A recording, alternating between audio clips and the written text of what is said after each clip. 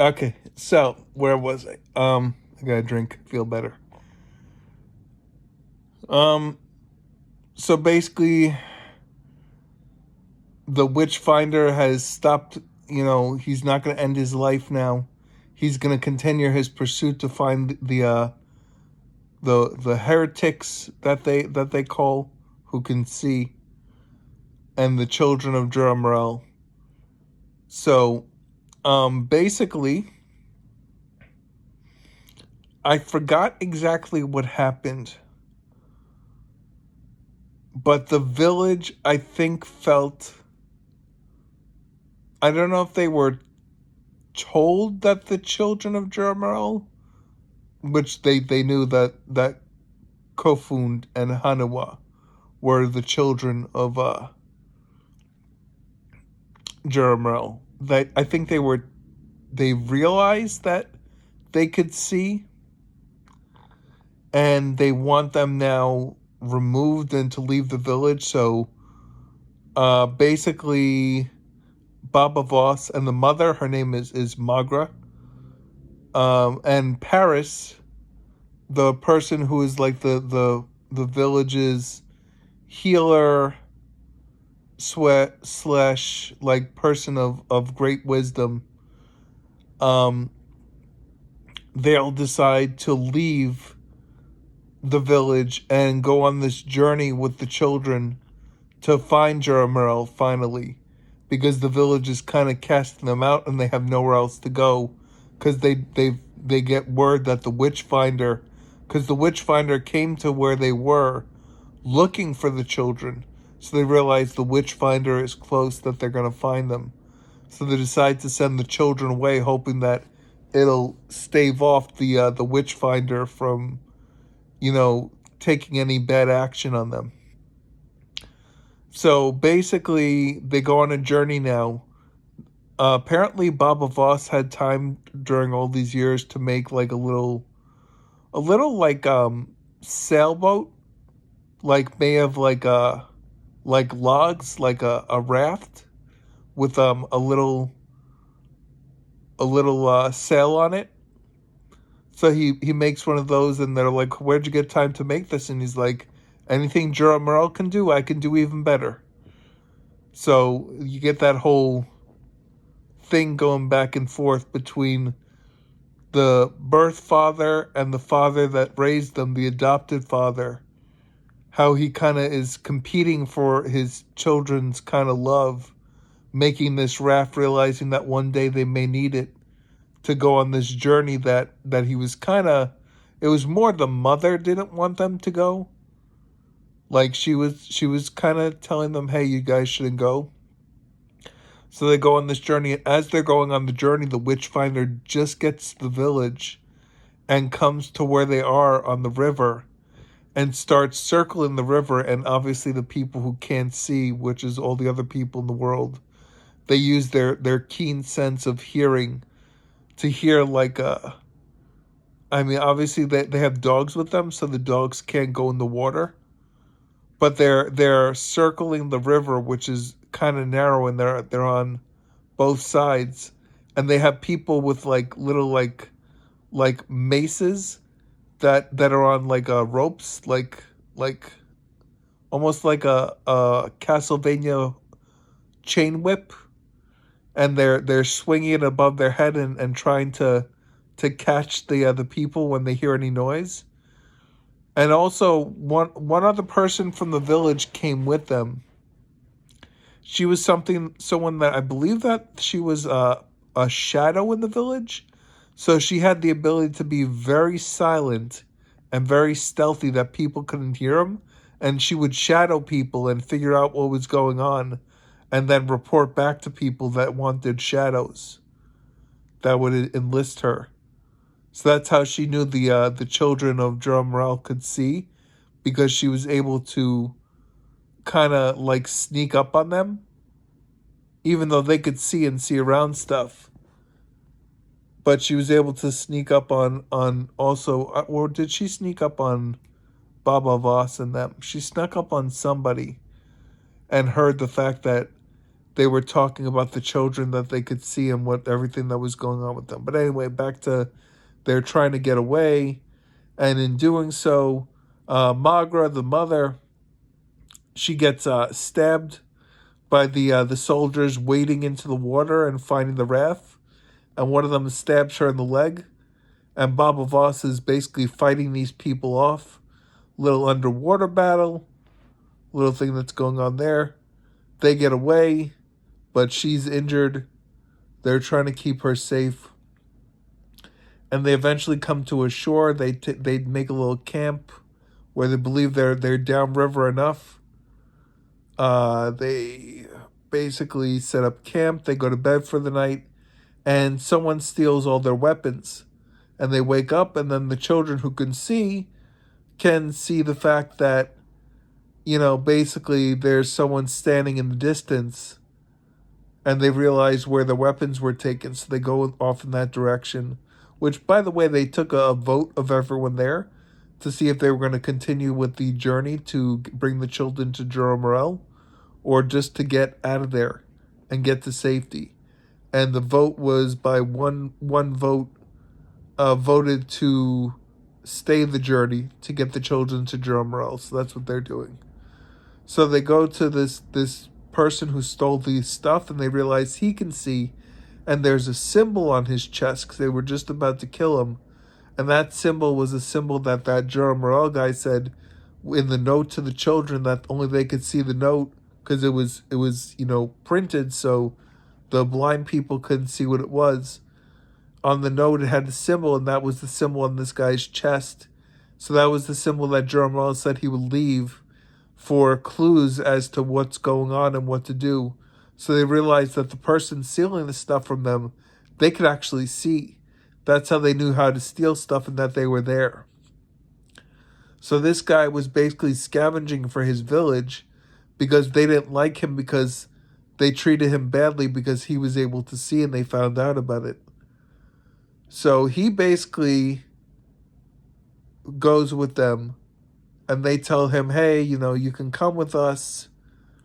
But, obviously they take him in, unconditionally. They agree to bring him in because he's, technically also a child of this Jura Morel guy. And then the Witchfinder people come to land because the tide has gone down, so the boat is washed up on shore and they can't get it back in the water. So at that point, the Witchfinder people are coming. They hear them, and they start going in the woods to go out of ways. So Paris and Magra go hide inside a hollowed out tree and stay in there, while everyone else goes to fight the Witchfinder peoples. So while they're fighting and they're fighting off stuff, Paris tells Magra, hold my hand so I keep you safe. And then all of a sudden you hear Paris screaming for Baba Voss because Magra just left and went away. And by the way, one of the things that they stole, the scavenger stole from them, was a bag that Magra said her father gave her when he died. And you find out later on, which we're going to get to right now, is that in that bag was a little kind of like a bell that goes on a finger, but it was a symbol of a high, of like a queen or a princess for a royal family. So she's part of a royal family, and she went to talk to the Witchfinder, and she shakes the bell at him, and then all of a sudden, because he was ready to kill her, because he knew that she was the woman who bore the children of Jura Morel, and then he realizes who she is, that she's Magra, the daughter of the king that he served, which is also the sister of the queen that sent the Witchfinder out to find the children of Jura Morel. So you realize that at this point, that Jura Morel, who was enslaved in the queen's and the king's kingdom there, was the consort of Queen, I guess the family name is Kane. I forget her name now. So he was the consort of the queen, and then he slept with the sister, which is Magra, and had children with her. And that's what enraged the queen so much, is that not only did she steal her man, but she stole the fact that he was going to have children that we're going to be able to see, which she wanted for her power, because she believes she, as a queen, she is like a god, and people can't, talk against her, because then they're talking against the gods. So that explains this whole, you know, crazy looking for witches and heretics, and this crazy mission that she put this general on, where he's basically burning people out of villages. It was basically just a petty dispute between two siblings that someone stole someone's man. This is some Jerry Springer shit right here. But I guess that's why I kind of like this show, because I loved Jerry Springer growing up. So yeah. So so the family gets separated, and then the guy who was the scavenger, who was also one of the children of Jor Morel that they took in, said that he saw Magra being killed by the witchfinder on the beach, that she went to him and he killed her, which we know in the show that he didn't kill her, that he actually kneeled to her. So he's lying to the family, telling him, listen, I know a place that we could hide from them right now, and I'll take you to it. So he takes them to a cave, and then brings them in an area and locks them in an elevator. And the elevator takes them underground, where basically these people, I don't know if they were his tribe that he was a part of, that he kind of locked up. So he imprisons them underground, and they can't get out. And you realize at that point in the story, as someone watching it, that this guy lied to them. So we see what's going on. So he goes back, that son of Jor Morel, he goes back to where she is, and realizes what's going on. At this point, the queen, the few episodes back, the queen, they tried to kill her. And she basically, because her people were trying to kill her, she destroys the dam and floods the area and kills everyone, and goes out with one page from her kingdom, and has them kind of attend to her needs, and then gets kidnapped and put into slavery to make trinkets and stuff like that. And they realize that the way that she's acting, that she's, a woman of high birth, but they don't know she's the queen yet.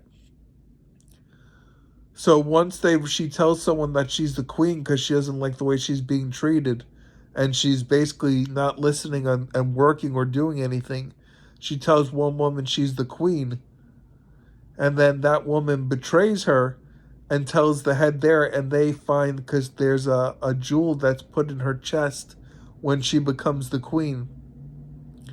They cut out the jewel and then send it to the witchfinder and ask for a ransom. And then as that happens, the son of Jor Morel comes to the land where the witchfinder is, and tells the mother that, that I forgot what he said, that the family wasn't coming to her. But the witchfinder says, this guy belongs to you, and then he realizes he could see. And she says, yes, he's one of mine, because she has an agreement with the witchfinder that he's not going to hurt any of the people that she deems as part of, her people that she's with. So they basically go trying to find the other queen, and they try to rescue her. And obviously he realizes his son of Jor Morel can also see. So he uses his talents to scout out the place to find out exactly how many guards and where everyone is. They get everyone out. They take care of it. They kill everyone. And then he finds out from the queen that what she tells him what she did, that people came against her, so she killed everyone in the kingdom and kind of flooded them. And he's so enraged because he has his army that's been on this mission for her for 20 years. And their one solace was they were going to be able to go home to their families when this is done. And he tells her, he's like, these people are going to come and mutiny against you for what you did. So he tells the sister, Magra, you have to take over the kingdom and we have to kill your sister. Because if the people find out what she did, they're going to come and kill all of them. So they go and they try to kill the queen. And she got the person that betrayed her actually convinced the son of Jorah Morel, who we know is bad, convinced him to basically betray Magra and work for the queen, and they kill the Witchfinder and stab him when he's just about to stab the queen. And then the queen tells Magra, listen, we can go out there and tell them the truth, or you could tell them that the Witchfinder killed himself because he was so upset at how badly I was treating that he killed himself because he didn't want to go on living knowing that she went through all that and that it's technically his fault, which it isn't, but she says it is. So Magra and her start taking, together to basically to rule the new kingdom with these new people. They tell the Witchfinder what happened, and all the men are like, okay, fine, but I don't think she tells them that the kingdom is flooded. She didn't tell them that yet because obviously they'll mutiny, but she says they're going to make new homes for everyone. So that's that part. So then the children make it to the area where Jorah Morel is, and they get to see Jorah Morel. He brings them in, shows them all the great things he has.